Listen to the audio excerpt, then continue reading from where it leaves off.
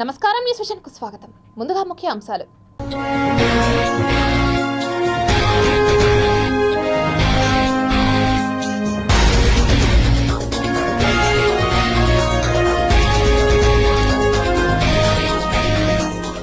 Iceland లో బద్దలైన అగ్నిపర్వతం 3 నెలల్లో ఇది 4వసారి. దేశవ్యాప్తంగా మోడల్ కోడ్ ఆఫ్ కాండక్ట్ అమలు, ఎవరిని ఉపేక్షించవద్దన్న ఈసీఐ. మార్చి 20న వైఎస్ఆర్సీపీ మేనిఫెస్టో, ముహూర్తం ఖరారు చేసిన సీఎం వైఎస్ జగన్. ప్రజాసేవకే అంకితమవుతా, వైఎస్ఆర్సీపీ తిరుపతి అభ్యర్థి భూమన అభినయరెడ్డి వెల్లడి. ప్రజాగలం బహిరంగ సభకు హాజరైన మోడీ, పొత్తులపై ప్రజలకు వివరణ ఇచ్చిన బాబు, పవన్. 10వ తరగతి పరీక్షలకు సర్వం సిద్ధం, పరీక్షా కేంద్రాలకు ఫ్రీ బస్.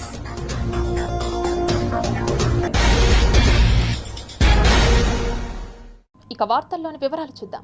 చిలకరూరిపేటలో ఏర్పాటు చేసిన ప్రజాగలం బహిరంగ సభకు ఎన్డీఏ కూటమి సభ్యులు పాల్గొన్నారు.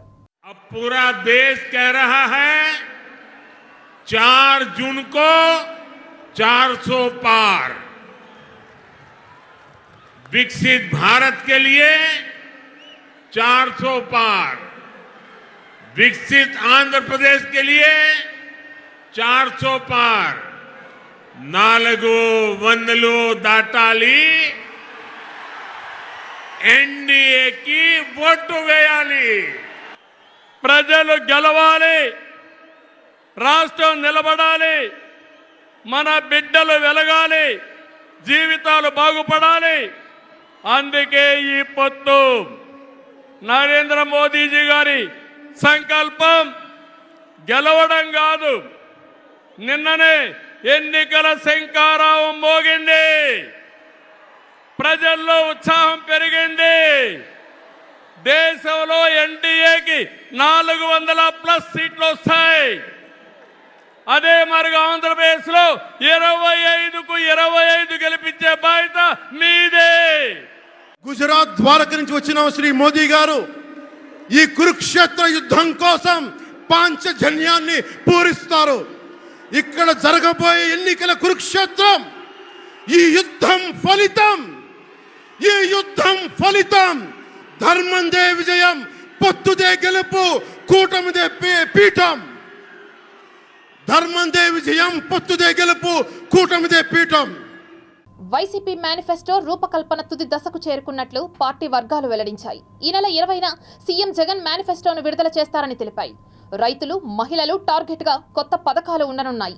నెరవేర్చగల హామీలను మాత్రమే ఇస్తామని వైసీపీ చెబుతోంది. ఒక్కసారి హామీ ఇస్తే వెనక్కి వెళ్లే ప్రసక్తే లేదంటోంది. ఇవాళ 175 అసెంబ్లీ, 24 ఎంపీ స్థానాలకు ఒకేసారి అభ్యర్థులను ప్రకటించారు. ఎన్నికల షెడ్యూల్ కూడా వెలువడడంతో ప్రచారం ప్రారంభించేందుకు వైసీపీ రూట్ మ్యాప్ కూడా సిద్ధం చేస్తోంది. ఇదిలా ఉంటే మేదరమెట్టలో జరిగిన సిద్ధం సభలో మేనిఫెస్టోపై సీఎం జగన్ మాట్లాడారు. 2024 ఎన్నికల్లో అధికారంలోకి వచ్చిన తర్వాత పేదలు, రైతులు, మహిళలు, విద్యార్థులు, ఎస్సీ, ఎస్టీ, బీసీ, మైనారిటీల అభ్యున్నతికి వైసీపీ ప్రభుత్వం కట్టుబడి ఉంటుందని చెప్పారు. మేనిఫెస్టోను పవిత్ర గ్రంథంగా పరిగణిస్తామని, 2019 ఎన్నికల ముందు ఇచ్చిన హామీల్లో 99% నెరవేర్చామని గర్వంగా చెప్పుకుంటున్నానని అన్నారు. నెరవేర్చగల హామీలను మాత్రమే ఇస్తామని, ఒక్కసారి హామీ ఇస్తే వెనక్కి వెళ్లే ప్రసక్తే లేదని జగన్ ధీమా వ్యక్తం చేశారు. మరోవైపు అభ్యర్థుల ఖరారులో వైసీపీ పక్కాగా సోషల్ ఇంజనీరింగ్ చేసింది. మొత్తం 175 అసెంబ్లీ సీట్లలో ఓసీలకు 84, బీసీలకు 48, ఎస్సీలకు 10, ఎస్టీలకు 33 సీట్లు, మైనారిటీలకు 7 సీట్ల చొప్పున కేటాయించింది. ఇటు లోక్సభ అభ్యర్థుల విషయంలోనూ ఇదే ఫార్మాట్ ను ఫాలో అవుతున్నారు. మొత్తం 25 పార్లమెంట్ సీట్లలో బీసీలకు 11, ఎస్సీలకు 4, ఎస్టీలకు 1, ఓసీలకు 9 సీట్ల చొప్పున కేటాయించింది. అందులో మహిళలకు 5 ఎంపీ సీట్లను కేటాయించింది. గత అసెంబ్లీ ఎన్నికలతో పోలిస్తే ఈసారి ఎస్సీ, ఎస్టీ, మైనారిటీలకు 7 ఎమ్మెల్యే సీట్లను అదనంగా ఇచ్చింది వైసీపీ ప్రభుత్వం. ఏపీలో 25 ఎంపీ స్థానాలు ఉంటే 24 స్థానాలకు వైసీపీ అభ్యర్థులను ప్రకటించారు. అనకాపల్లి సీటును బీసీలకు ఇస్తున్నట్లుగా తెలిపారు. కానీ అభ్యర్థి ఎవరనేది తేల్చలేదు. దేశంలోనే తిరుపతిని అగ్రగామి నగరంగా శక్తివంచన లేకుండా తీర్చిదిద్దే బాధ్యతను తాను తీసుకుంటానని తిరుపతి ఎమ్మెల్యే అభ్యర్థి భూమన అభినయరెడ్డి తెలిపారు. తిరుపతిలోని ఫోటో ఫ్రేమ్ వర్కర్ సిబ్బందితో ఏర్పాటు చేసిన సమావేశంలో తిరుపతి నగరపాలక సంస్థ డిప్యూటీ మేయర్, శాసనసభ అభ్యర్థి భూమన అభినయ్ రెడ్డి విచ్చేసి తిరుపతిలో జరుగుతున్న అభివృద్ధి గురించి, ముఖ్యంగా మనం పుట్టిన ఊరు, మనం నివసిస్తున్న ఊరిని అభివృద్ధి చేసి చూపించాను. తనను అసెంబ్లీకి పంపిస్తే తిరుపతిని రాష్ట్రంలోనే ప్రధాన నగరాల సరసన చేర్చే బాధ్యత తీసుకుంటానని అభినయ్ రెడ్డి తెలిపారు. గర్వంగా చెప్తున్నా, నేరుగా మీరు బస్సు శ్రీనివాసం దగ్గర ఎక్కితే యూనివర్సిటీకి పోయేటట్టు చేస్తాను, అందులో డౌటే లేదు. ఎందుకంటే ఇప్పటికీ నా మీద ఎన్నో కేసులు ఉన్నాయి, అయినా నేనేం బెదరను కూడా. నాకు కావాల్సిందల్లా ఈ ఊరు మిగతా పెద్ద ఊర్లన్నిటితోనూ పోటీ పడేటటువంటి సామర్థ్యం కలిగిన నగరంగా తిరుపతి గర్వంగా నిలబడాలా. సగటు నగరవాసి అందరూ కూడా ఇది మా ఊర్రా అని గొప్పగా మాట్లాడుకునేటట్టు చేయడమే నా ఉద్దేశం. ఎందుకు ట్రాఫిక్ను ఇన్ని 34 రోడ్లు వేయడం వలన తగ్గించవచ్చు, నిజమే. కాకపోతే దీనికి మించిన ఇంకోటి పని కూడా ఉంది. తిరుపతిని పారిశ్రామికంగా, ఆర్థికంగా పైకి తీసుకుపోవడానికి ఐటీ పరిశ్రమలను తెప్పించాలన్నది నా మరో లక్ష్యం. దేశవ్యాప్తంగా ఐటీ పరిశ్రమలు పెద్ద నగరాలను వదిలి చిన్న నగరాల్లో పెట్టుబడులు పెట్టడానికి సిద్ధంగా ఉన్నాయి. ఆ వేగాన్ని తిరుపతి అందుకోవాలా, ఆ అవకాశాన్ని అందిపుచ్చుకోవాలా, దానికి తగ్గట్టుగా నగరాన్ని తయారు చేయాలన్నది నా తాపత్రయం. గ్రూప్ 1 పరీక్షను ఆదివారం తిరుపతిలోని పలు సెంటర్లలో నిర్వహించారు. ఇందుకోసం రెవెన్యూ అధికారులు తిరుపతి అర్బన్, రూరల్ ప్రాంతాల్లో 16 కేంద్రాలను ఏర్పాటు చేశారు. గ్రూప్ 1 పరీక్షను పకడ్బందీగా నిర్వహించారు. పరీక్షా కేంద్రాల వద్ద 144 సెక్షన్ విధించారు. తిరుపతి అర్బన్, రూరల్లో మొత్తం 16 కేంద్రాలను ఏర్పాటు చేశారు. మొత్తం 9,377 మంది అభ్యర్థులు పరీక్షకు హాజరయ్యారు. పేపర్ 1, పేపర్ 2 విధానంలో 2 దఫాలుగా పరీక్షను నిర్వహించారు. ఉదయం 10 గంటల నుంచి మధ్యాహ్నం 12 గంటల వరకు పేపర్ 1 పరీక్ష నిర్వహించారు. అభ్యర్థులు ఉదయం 9 గంటల నుంచి 9 గంటల 45 నిమిషాల వరకు పరీక్షా కేంద్రాల్లోకి అనుమతించారు. ఇక మధ్యాహ్నం 2 గంటల నుంచి సాయంత్రం 4 గంటల వరకు జరగనున్న పేపర్ 2 పరీక్షకు హాజరయ్యే అభ్యర్థులను మధ్యాహ్నం 1 గంట నుంచి 1 గంట 45 నిమిషాల వరకు అనుమతించారు. హాల్ టికెట్తో పాటు Aadhaar card, driving licence, voter ID తదితర గుర్తింపు కార్డులను పరిశీలించి లోపలకు అనుమతించారు. అయితే శ్రీ పద్మావతి జూనియర్ కళాశాల, శ్రీ పద్మావతి మహిళా డిగ్రీ కళాశాల సెంటర్లకు మధ్య ఉన్న వ్యత్యాసాన్ని గమనించలేక కొంతమంది అభ్యర్థులు గందరగోళానికి గురయ్యారు. వీరిని నిర్ణీత సమయానికి సెంటర్ల వద్దకు చేర్చడానికి పోలీసులు, స్థానికులు సహాయపడ్డారు. వేసవి తీవ్రతను దృష్టిలో ఉంచుకొని టీటీడీ అధికారులు కాలినడక మార్గాన తిరుమలకు వచ్చే భక్తులకు ఎండ తీవ్రత నుంచి ఉపశమనం కలిగించడానికి ప్రత్యేక చర్యలు చేపడుతున్నారు. శ్రీవారి దర్శనార్థం నడక మార్గం ద్వారా తిరుమలకు వచ్చే భక్తులకు మండుతున్న ఎండల తీవ్రత నుంచి ఉపశమనం కలిగించడానికి టీటీడీ అధికారులు ప్రత్యేక చర్యలు తీసుకుంటున్నారు. ఇందులో భాగంగా పాదరక్షకలు లేకుండా మొక్కుబడితో మెట్ల మార్గాన వచ్చే భక్తులకు పాదాలు కాలకుండా కూల్ పెయింట్ వేశారు. లక్ష్మీ నరసింహస్వామి ఆలయం నుంచి మోకాళ్ల మెట్ల వరకు తాత్కాలిక చలువ పందిళ్లు వేశారు. అలాగే రోడ్డుపై నడిచి వచ్చే భక్తుల కోసం గ్రీన్ మ్యాట్ వేసి ప్రతి అరగంటకోసారి గ్రీన్ మ్యాట్లను చల్లని నీటితో తడుపుతూ భక్తులకు ఎండ తీవ్రత నుంచి ఉపశమనం కల్పిస్తున్నారు. భక్తుల దాహార్తిని తీర్చడం కోసం నిరంతరాయంగా నడక మార్గంలో త్రాగునీటిని సరఫరా చేస్తున్నారు. వేసవి సందర్భంగా టీటీడీ చేపడుతున్న చర్యల పట్ల భక్తులు సంతృప్తిని వ్యక్తం చేస్తున్నారు. ఇక్కడ వసతులు అన్నీ బాగున్నాయి. మంచినీరు కానీ భక్తులకు అందరికీ మ్యాట్, అంటే ఎండకి కాలు కాలకోకుండా మ్యాట్ ఉంది, కర్రలు ఇస్తున్నారు, ఇంకా నీరు సరఫరా బాగుంది, మరుగుదొడ్లు ఉన్నాయి, అన్నీ బాగున్నాయి. హాయ్ అండి, నా పేరు వనజ, నేను కర్నూలు నుంచి వస్తున్నాను. సో నేను నడక మార్గం దారిలో మేము 7 గంటలకు బయలుదేరినాం. సో నడకదారి మార్గంలో చాలా ఫెసిలిటీస్ పెట్టారు గవర్నమెంట్. సో ఎండకు కాలు కాలకుండా కూడా గవర్నమెంట్ ఒక ఫెసిలిటీ అరేంజ్ చేసింది. ఒక మ్యాట్ పరిచి వాటిపైన వాటర్ వేయడం జరిగింది. సో దానివల్ల మాకు వితౌట్ ప్రాబ్లం లేకుండా సమ్మర్ అయినా కూడా మేము చాలా కంఫర్ట్గా నడవగలుగుతున్నాం. Thanks for the government. ఇక్కడ తిరుమలలో నడిచి వచ్చే భక్తులకి ఫెసిలిటీస్ బాగానే ఉన్నాయి.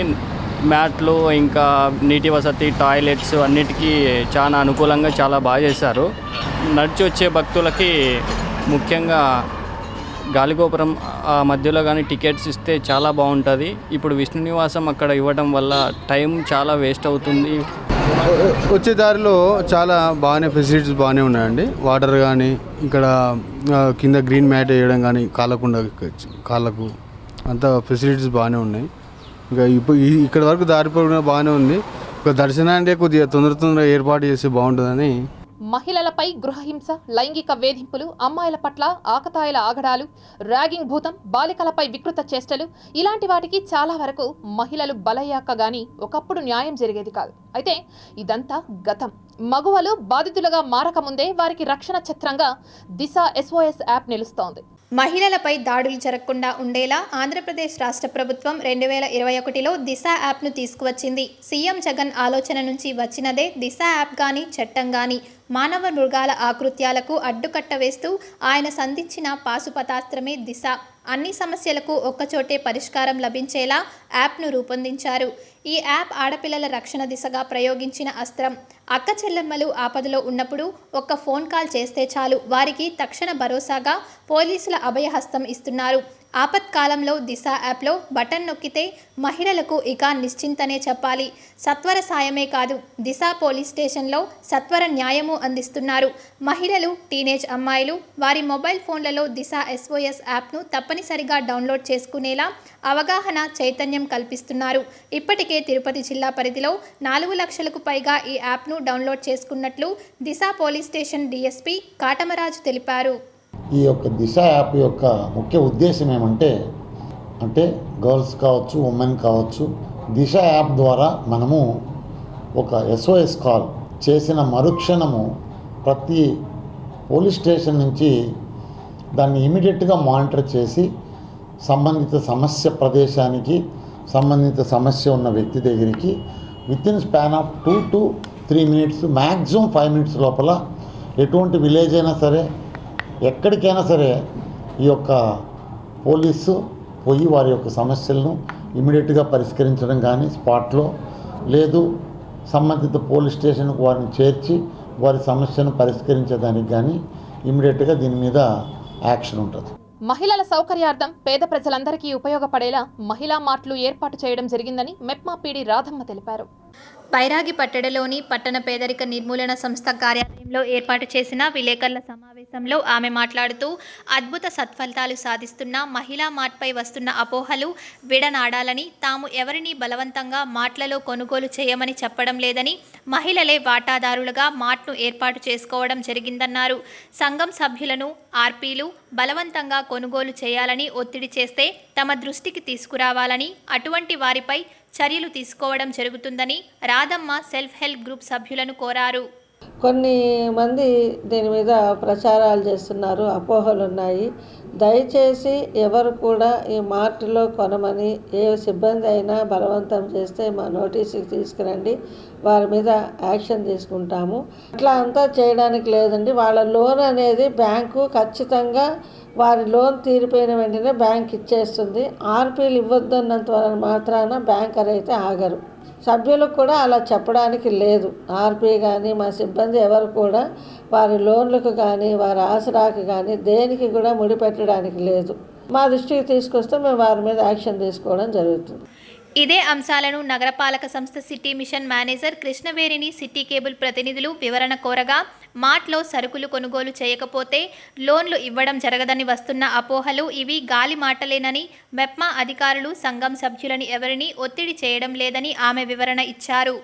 అయితే దీనికి సంబంధించి ఇది జగనన్న మహిళా మార్ట్ అనేది సంఘ సభ్యులందరూ కూడా తిరుపతిలో 35,000 మంది వాళ్ళందరూ స్వయంగా 150 రూపాయలు కాంట్రిబ్యూషన్తో షేరింగ్ వేసుకొని వాళ్ళే మే నెల 4వ తారీఖున 2020లో ప్రారంభించడం జరిగింది, ఏర్పాటు చేసుకోవడం జరిగింది.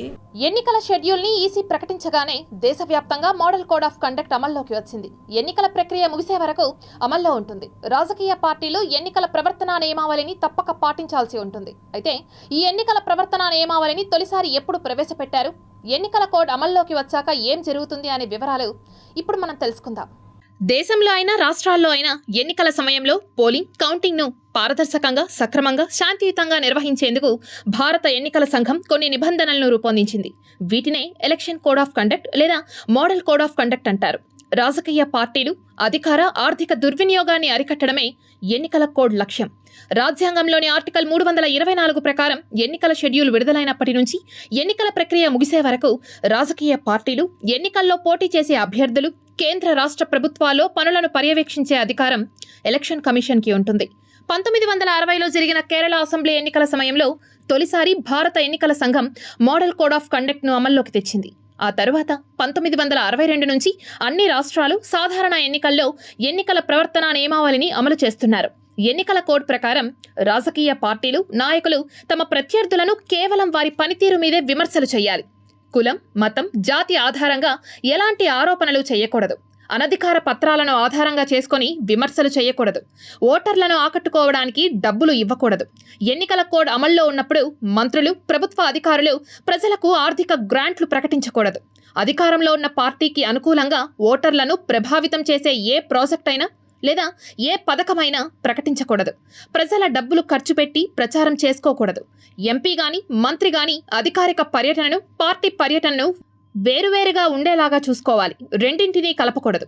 అధికారంలో ఉన్నవారు అవతలి వారికి ప్రచారం చేసుకునే కనీస అవకాశం కూడా కల్పించకుండా ఉండకూడదు. ఎన్నికల నియమావళి అమల్లో ఉన్నప్పుడు వాటిని ఉల్లంఘించిన రాజకీయ పార్టీలు, నేతలపై దర్యాప్తు చేయడానికి, వారికి శిక్ష విధించేందుకు ఎన్నికల కమిషన్కు పూర్తి అధికారం ఉంది. తిరుపతి ఆటోనగర్లో అగ్ని ప్రమాదం జరిగింది. ఓ గుజరీ దుకాణంలో మంటలు చెలరేగడంతో ఈ ప్రమాదం సంభవించింది. తిరుపతి కార్పొరేషన్ 2వ డివిజన్లోని ఆటోనగర్లో ఆదివారం తెల్లవారుజామున అగ్ని ప్రమాదం జరిగింది. ఓ గుజరీ దుకాణానికి గుర్తు తెలియని వ్యక్తులు నిప్పు పెట్టడంతో ఈ ప్రమాదం సంభవించింది. గుజరీ దుకాణంలో కాగితాలు, అట్టపెట్టెలు, ప్లాస్టిక్, వాటర్ బాటిళ్లు ఉండడంతో పూర్తిగా దగ్ధమైపోయాయి. మంటలు పక్కనున్న ఇళ్లకు వ్యాపించకుండా అగ్నిమాపక సిబ్బంది అతి కష్టం మీద మంటలను అదుపులోకి తీసుకొచ్చారు. ఫైర్ సిబ్బంది సకాలంలో స్పందించడంతో పెను ప్రమాదం తప్పింది. అయితే దుకాణం పూర్తిగా అగ్నికి ఆహుతి కావడంతో సుమారు 40 లక్షల రూపాయల వరకు ఆస్తి నష్టం వాటిల్లినట్లు బాధితుడు హరి వాపోయారు. అగ్ని ప్రమాదానికి కారకులైన వారిపై పోలీసులు చర్యలు తీసుకోవాలని కోరారు. మేము ఏదో బతికేదానికి ఫ్యాక్టరీ పెట్టుకున్నాము, ప్లాస్టిక్ గోడౌన్ పెట్టుకున్నాము. గోడౌన్కి 8వ తేదీ తెల్లవారుజాము, 7వ తేదీ రాత్రి తెల్లవారుజామున 9 గంటకి నింపి పెట్టినారు. కాలిపోయింది. మాకు ఏదైనా న్యాయం చేయండి నాయనా, మేము బతకలేము, బీదోళము. మీరు ఏదో న్యాయం చేయండి. ఈరోజు 8వ తేదీ, మళ్ళీ ఈరోజు 17వ తేదీ నిప్పు పెట్టేస్తున్నారు. గోడౌన్ అంతా నేలమట్టం అయిపోయింది నాయన. దగ్గర 40 లక్షలు ఉంటుంది. మేము చాలా బీదోళ్ళ మీద దానిపైన బతికేవాళ్ళము. ప్రముఖ రచయిత నామిని సుబ్రహ్మణ్యం నాయుడికి మాండలిక బ్రహ్మ అవార్డును ప్రదానం చేశారు. తిరుపతి జిల్లా కరకంబాడి రోడ్డులోని అమర్రాజా ఆడిటోరియంలో ప్రముఖ రచయిత నామిని సుబ్రహ్మణ్యం నాయుడికి రాజన్న ఫౌండేషన్ ఆధ్వర్యంలో మాండలిక బ్రహ్మ అవార్డును ప్రదానం చేశారు. ఈ కార్యక్రమానికి శ్వేత సంచాలకులు భూమన్ అధ్యక్షత వహించగా ఆ ఫౌండేషన్ వ్యవస్థాపకులు గళ్ళా రామచంద్ర నాయుడు, గళ్ళా అరుణకుమారి, రమాదేవి, ప్రజాకవి గోరటి వెంకన్న, సినీ గాయకుడు పుట్టా పెంచల దాసు ముఖ్య అతిథులుగా విచ్చేసి అవార్డును ప్రదానం చేశారు.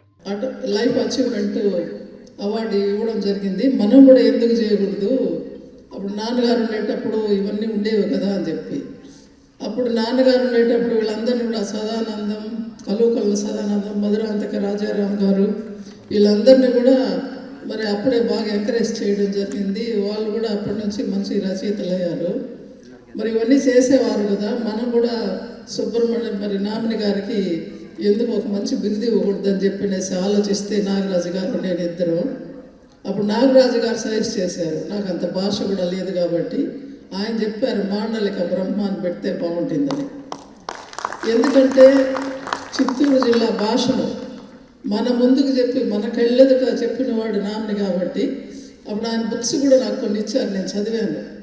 అలా కాకుండా ఆయన సామాన్యంగా వాళ్ళ అమ్మను, ఆయన వాళ్ళ పక్కింటి వాళ్ళ అత్తలో సరసవాడి ఎవరైనా బట్ట ఇట్లా మాట్లాడతారనేది, ఇవన్నీ తర్వాత ఆయన భార్య గురించే రాయాలంటే చాలా ధైర్యం ఉండాలి.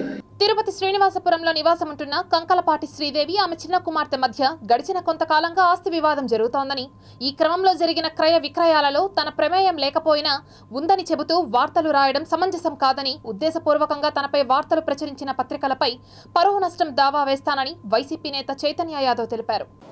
ఆమె బ్యాంకు వాళ్ళు ఇంటికి పోయినప్పుడు ఆమె ఎక్కడికి పోయిందంటే నాకు అర్థం కావట్లేదు. ఎలా అలౌ చేసింది ఆమె? లీగల్ సెల్ అనేది కూడా ఒక బ్యాంకులో ఒక భాగమే. వాళ్ళు ఎలా అప్రూవ్ చేస్తారండి? మదర్ డాక్యుమెంట్స్, లింక్ డాక్యుమెంట్స్ అన్నీ చూసే కదా వాళ్ళు కూడా అప్రూవ్ చేస్తారు. తల్లి కూతుళ్ళ మధ్యన ఉన్నటువంటి ఒక విభేదాన్ని కొనుక్కున్న వాళ్ళ మీద ఆపాదిస్తే ఇది ఎంతవరకు న్యాయం? ఎటువంటి సంబంధము లేనటువంటి నా పేరు రాస్తే ఇది ఎంతవరకు సమంజసము? నా పేపర్లలో నా సంతకాలు కానీ నాకు సంబంధించిన ఎవిడెన్స్ కానీ ఏమన్నా ఉన్నాయేమో చూపించండి. ఈ పత్రికా ముఖంగా అడుగుతున్నాను, ఆమె ఇటువంటివి పలు దఫాలుగా చేసినటువంటి ఎఫ్ఐఆర్ కాపీలు 2001, 2017. 2017లో మా గవర్నమెంట్ కూడా లేదండి. 2021లో ఉందని మీరు అన్నా కూడా 2017లో ఎటువంటి గవర్నమెంట్ లేదు. ఆమె పేరు మీద పలు సెక్షన్ల కింద కేసులు తిరుచానూరు పోలీస్ స్టేషన్లో నమోదు చేయడం జరిగింది. చిత్తూరు జిల్లా సచివాలయంలోని సమావేశ మందిరంలో సార్వత్రిక ఎన్నికలు 2024 సంబంధించి ఎన్నికల నియమావళి అందరూ ఖచ్చితంగా పాటించాలని జిల్లా యంత్రాంగాన్ని ఆదేశించారు చిత్తూరు జిల్లా కలెక్టర్ మరియు జిల్లా ఎన్నికల అధికారి Shanmohan. So till the notification part ప్రధానంగా డిస్ట్రిక్ట్ వైపు నుంచి రెండు కార్యక్రమాలు చేస్తాయి. ఒకటి మోడల్ కోడ్ ఆఫ్ కండక్ట్ 3 గంటల నుంచి మనకి స్టార్ట్ అయింది కాబట్టి మోడల్ కోడ్ ఆఫ్ కండక్ట్ ఉద్దేశం ఏంటి, ఆ ఉద్దేశం మనం 100% పాటించడానికి మన వైపు నుంచి జరుగుతున్న ప్రయత్నాలు ఏంటి, అండ్ ఆ మోడల్ కోడ్ ఆఫ్ కండక్ట్లో మనకున్న టీమ్స్ ఎవరు, అండ్ ఆ టీమ్స్లో కంట్రోల్ రూమ్లో ఎవరు కూర్చుంటారనే డీటెయిల్స్ నేను మీకు చెప్పడం జరుగుతుంది. సో దట్ మీ ద్వారా ప్రజలు కానీ తర్వాత ఎనీ పొలిటికల్ బాడీ రిప్రజెంటేటివ్స్ కానీ ఏదైనా కంప్లైంట్స్ రేజ్ చేయాలన్నా కూడా అదర్వైజ్ ఎనీథింగ్ మా దృష్టికి తీసుకురావాలన్నా కూడా ఈ మాధ్యమాలు వాడుకోవచ్చు అనే ఉద్దేశంతో ఆ డీటెయిల్స్ ఈ నోటిఫికేషన్ తేదీ నాటి వరకు I think 18th April notification తేదీ వరకు ఈ 2 మేజర్గా జరుగుతుంది. వివరాల్లోకి వెళ్తే మన జిల్లాలో మనందరికీ తెలిసిందే. సో 16th March 3 గంటల నుంచి మనకి ఎలక్షన్ కోడ్ స్టార్ట్ అవడం, ఫుల్ ప్రూఫ్గా ఎలక్షన్స్ జరగడానికి పోలీస్ శాఖ తరఫున చిత్తూరు డిస్ట్రిక్ట్ నుంచి అన్ని చర్యలు తీసుకున్నాము. మనకి ఒకవైపు అంతా తమిళనాడు బోర్డర్ ఉంది, ఒకవైపు అంతా కర్ణాటక బోర్డర్ ఉంది. మొత్తం 16 లొకేషన్స్ని ఐడెంటిఫై చేసి ఇంటర్ స్టేట్ చెక్ పోస్ట్స్ 16 లొకేషన్స్లో రన్ చేయడం జరుగుతుంది. అంతేకాకుండా పోలీస్ సిబ్బంది అందరూ ర్యాండమైజేషన్ పద్ధతిలో వాళ్ళకి పొజిషనింగ్ ఇచ్చాము. ఇక ముఖ్యంగా ఏమంటే రాజకీయ పార్టీలు మేము రిక్వెస్ట్ చేసేది ఏమంటే వాళ్ళు ఈ క్యాంపెయినింగ్ టైంలో మీటింగ్స్, ర్యాలీస్, ప్రొసెషన్స్ ఏదైనా వాళ్ళు చేయాలనుకుంటే ఇప్పుడు 30 పోలీస్ యాక్ట్ అమల్లో ఉంది. సబ్ డివిజనల్ పోలీస్ ఆఫీసర్కి అప్లికేషన్ పెట్టి ఆ ర్యాలీ, ప్రొసెషన్ లేదా మీటింగ్, పబ్లిక్ మీటింగ్ కానీ పర్మిషన్ తీసుకోవాలి. సర్టెన్ స్టిపులేషన్స్తో పర్మిషన్ ఇవ్వబడుతుంది. తిరుపతి జిల్లాలో వైద్య విద్య, కుటుంబ సంక్షేమ శాఖలో పనిచేస్తున్న 2 ప్రొఫెసర్లకు అదనపు వైద్య విద్యా సంచాలకులుగా పదోన్నతి కల్పిస్తూ డిఎంఈ డాక్టర్ నరసింహం ఉత్తర్వులు జారీ చేశారు. రాష్ట్ర వ్యాప్తంగా 6 ప్రొఫెసర్లకు పదోన్నతులు కల్పించగా వారిలో ఎస్వి వైద్య కళాశాల కమ్యూనిటీ మెడిసిన్ విభాగాధిపతి, రుయా ఆసుపత్రి సూపరింటెండెంట్ డాక్టర్ రవిప్రభు, ఎస్వి వైద్య కళాశాల చిన్నపిల్లల విభాగం ప్రొఫెసర్ డాక్టర్ మల్లీశ్వరి ఉన్నారు. వీరిలో డాక్టర్ రవిప్రభుకు రుయా ఆసుపత్రి సూపరింటెండెంట్గా పూర్తి బాధ్యతలు అప్పగిస్తూ అదే స్థానంలో కొనసాగించగా డాక్టర్ మల్లీశ్వరిని పులివెందులలోని ప్రభుత్వ జనరల్ ఆసుపత్రికి సూపరింటెండెంట్గా నియమించారు. ప్రభుత్వం వారు నిన్ననే నేను ఇక్కడ సూపరింటెండెంట్ కింద పనిచేస్తున్నాను, దాన్ని అడిషనల్ డైరెక్టర్ కింద అదనపు వైద్య సంచాలకులు ఆ క్యాడర్ ఇస్తూ నాకు ఈ పోస్టులో పూర్తి అధికారాలు ఇవ్వడం జరిగింది. దానికి ప్రభుత్వానికి, అలాగే ప్రత్యేకంగా మా హెల్త్ సెక్రటరీ గారికి, మా డైరెక్టర్ ఆఫ్ మెడికల్ ఎడ్యుకేషన్ గారికి నేను నా కృతజ్ఞతలు తెలియజేస్తున్నాను. ఆంధ్ర రాష్ట్రంలో 3 పార్టీలు కాదు 30 పార్టీలతో కూటమి ఏర్పడిన జగనన్న సీఎం కావడం తథ్యమని మైనారిటీ నాయకులు పేర్కొన్నారు. తిరుపతి ఆర్సీ రోడ్లోని షాదీ మహల్లో వైఎస్ఆర్సీపీ మైనారిటీ ముఖ్య నాయకులు సమావేశాన్ని ఏర్పాటు చేసుకున్నారు. గతంలో ఎన్నడూ లేని విధంగా మైనారిటీలకు పెద్దపీట వేసిన ఘనత ఏపీ సీఎంకే దక్కిందని మైనారిటీ నాయకులు పేర్కొన్నారు. తిరుపతి జిల్లాకు సంబంధించి 9 మందికి రాష్ట్ర స్థాయి పదవులు ఇచ్చారని, వైకాపాకి తామంతా అండగా ఉంటామని, మైనారిటీలంతా ఏకమై ఏపీకి జగన్మోహన్ రెడ్డిని మళ్లీ ముఖ్యమంత్రి చేసుకునే బాధ్యత తీసుకుంటామని, గతంలో వైఎస్ రాజశేఖర రెడ్డి హయాంలో కూడా 4% రిజర్వేషన్ ఇచ్చిన ఘనత వైఎస్ కుటుంబానికే దక్కిందని, జరగబోవు ఎన్నికల్లో పార్లమెంటుకు కానీ అసెంబ్లీకి కానీ ఫ్యాన్ గుర్తుకే ఓటు వేసి తామంతా కలిసికట్టుగా జగన్ను గెలిపించుకుంటామని తెలిపారు. గడిచిన అసెంబ్లీ సమావేశాల్లో ఎన్ఆర్సీ, ఎన్పిఆర్కు వ్యతిరేకంగా మేము బిల్ పాస్ చేశాము, చేయించుకున్నాం కూడా. దీనికే కట్టుబడి ఉన్నారు మా రాష్ట్ర వైఎస్ఆర్ కాంగ్రెస్ పార్టీ. ఈరోజు ఈ ముఖ్య ఉద్దేశము రాబోయే ఎన్నికల్లో పార్లమెంట్కు కానీ ఇటు అసెంబ్లీకి కానీ జిల్లాలో మనమందరం కలిసికట్టుగా 7 అసెంబ్లీ నియోజకవర్గాలు, ఒక పార్లమెంట్ నియోజకవర్గము గెలిపించుకొని రాష్ట్ర ముఖ్యమంత్రికి గిఫ్ట్గా కానుకగా ఇవ్వాలని నేను ఒకటే చెప్తున్నాను, తెలుగుదేశానికి కానీ బీజేపీకి కానీ జనసేనకి కానీ 3 పార్టీలు కాదు 30 పార్టీలైనా కూడా మా జగన్మోహన్ రెడ్డిని ఏమి చేయలేరు. ప్రమాణ స్వీకారం చేసేది మా జగన్మోహన్ రెడ్డి. మా దాంతోపాటు అభినయ్ రెడ్డి గారు కూడా ఎమ్మెల్యేగా మేము గెలిపించుకున్నామని సభాముఖంగా తిరుపతి ప్రజలు, ముస్లిం ప్రజల తరపున, రాష్ట్ర వ్యాప్తంగా ముస్లిం ప్రజల తరపున మేమంతా జగన్ వెంట ఉన్నాము. జగనన్నని గెలిపించుకుంటాం. జగనన్నని గెలిపించుకొని మా సత్తా ఏదో మేము నిరూపించుకుంటాం. ఆధ్యాత్మిక నగరమైన తిరుపతిని సుందర నగరంగా తీర్చిదిద్దడానికి మున్సిపల్ కార్పొరేషన్ ప్రత్యేక చర్యలు చేపడుతోంది. ఇందులో భాగంగా టెంపుల్ సిటీకి వచ్చే భక్తుల్లో దైవ చింతనను మరింతగా పెంచేలా గోడలకు దేవతామూర్తుల బొమ్మలతో పాటు డిజిటల్ స్క్రీన్లను ఏర్పాటు చేస్తున్నారు. తిరుపతి ఆధ్యాత్మిక నగరంగా బాసిల్లుతున్న నేపథ్యంలో దేశం నలుమూలల నుంచి వచ్చే యాత్రికుల్లో భక్తి భావాన్ని పెంపొందించేలా నగరపాలక సంస్థ ఆధ్వర్యంలో నగరాన్ని శోభాయమానంగా తీర్చిదిద్దుతున్నారు. ఇటీవల నిర్మాణం చేసిన శ్రీనివాస సేతు ఫ్లైఓవర్ పిల్లర్లకు దేవతామూర్తుల బొమ్మలను కలంకారీ డిజైన్లో వేశారు. అలాగే ప్రతి పిల్లర్కు శ్రీవారి నామాలను వేశారు. అద్భుతమైన లైటింగ్తో అందంగా ముస్తాబు చేశారు. ఆ తరువాత పూర్ణకుంభం కూడలిలో ఏర్పాటు చేసిన డిజిటల్ స్క్రీన్ మరింత శోభాయమానంగా ఉంది. నగరానికి ముఖద్వారమైన పూర్ణకుంభం కూడలిని నగరపాలక సంస్థ నయనానందకరంగా తీర్చిదిద్దుతోంది. ఇందులో భాగంగా 10 అడుగుల ఎత్తులో డిజిటల్ స్క్రీన్ ఏర్పాటు చేసి అందులో శ్రీదేవి భూదేవి సమేత శ్రీవారి ఉత్సవ మూర్తులు వివిధ అలంకరణలో కనిపిస్తున్నట్లు ఏర్పాటు చేశారు.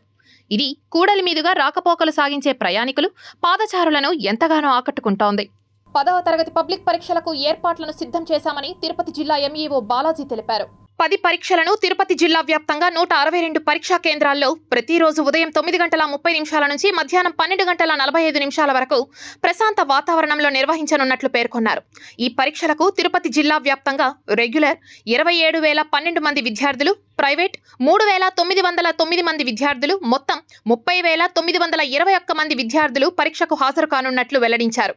పరీక్షల కోసం 162 మంది చీఫ్ సూపరింటెండెంట్లు, 162 మంది డీఓలు, 1,666 మంది ఇన్విజిలేటర్లు, 6 ఫ్లయింగ్ స్క్వాడ్ బృందాలను నియమించినట్లు తెలిపారు. అన్ని పరీక్షా కేంద్రాల్లో విద్యార్థుల సౌకర్యార్థం బళ్లలు, త్రాగునీరు, అలాగే ఏఎన్ఎంలను ఏర్పాటు చేసినట్లు పేర్కొన్నారు. జిల్లా వ్యాప్తంగా 3 సమస్యాత్మక కేంద్రాలను గుర్తించామని, ఆ కేంద్రాల్లో సీసీ కెమెరాల నిఘాలో పరీక్షలను నిర్వహించనున్నట్లు తెలిపారు. ఎస్ఎస్సి పబ్లిక్ ఎగ్జామినేషన్స్ మార్చి 18వ తేదీ నుంచి 28వ తేదీ వరకు జరుగుతాయి. ఈ ఎగ్జామ్స్కు అందరూ కూడా విద్యార్థులు అందరూ కూడా గంట సేపు ముందుగానే ఆ ఎగ్జామ్ సెంటర్కు హాజరు కావాలి. ఎగ్జామ్ సెంటర్కు హాజరయ్యేటప్పుడు వాళ్లకు ఆర్టీసీ బస్సుల్లో వాళ్ళ హాల్ టికెట్ కానీ చూపిస్తే ఫ్రీ ట్రావెల్ ఉంది కాబట్టి దాన్ని సద్వినియోగం చేసుకోవాలి. ఎగ్జామ్ సెంటర్కు ముందుగా వచ్చేటప్పుడు వాళ్ళు వాటర్ బాటిల్స్ తెచ్చుకుంటే మంచిది. వాటర్ కూడా అరేంజ్ చేస్తున్నాము. ఒకవేళ మీకు ఎక్స్ట్రాగా ఏదైనా వాటర్ కావాలంటే వాళ్ళు తెచ్చుకోవచ్చు.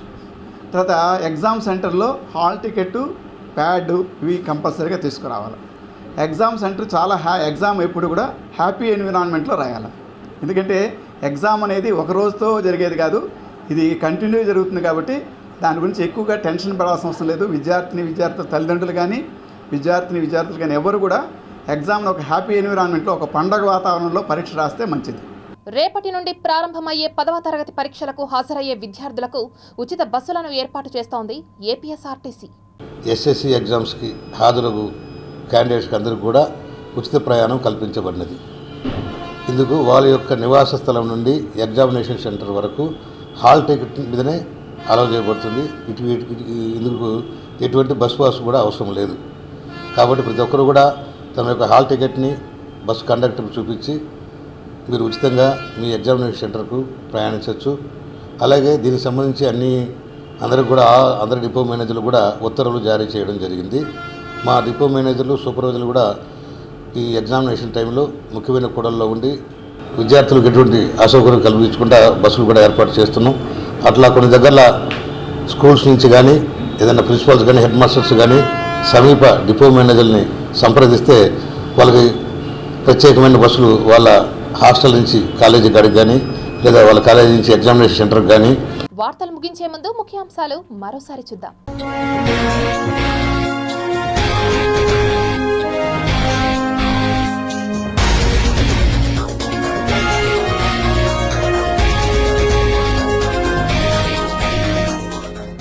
రిమాండ్లో బద్దలైన అగ్నిపర్వతం 3 నెలల్లో ఇది 4వసారి. దేశవ్యాప్తంగా మోడల్ కోడ్ ఆఫ్ కాండక్ట్ అమలు, ఎవరిని ఉపేక్షించవద్దన్న ఈసీఐ. మార్చి 20న వైఎస్ఆర్సీపీ మేనిఫెస్టో, ముహూర్తం ఖరారు చేసిన సీఎం వైఎస్ జగన్. ప్రజాసేవకే అంకితమవుతా, వైఎస్ఆర్సీపీ తిరుపతి అభ్యర్థి భూమన అభినయ్ రెడ్డి వెల్లడి. ప్రజాగాలం బహిరంగ సభకు హాజరైన మోడీ, పొత్తులపై ప్రజలకు వివరణ ఇచ్చిన బాబు, పవన్. 10వ తరగతి పరీక్షలకు సర్వం సిద్ధం, పరీక్షా కేంద్రాలకు ఫ్రీ బస్.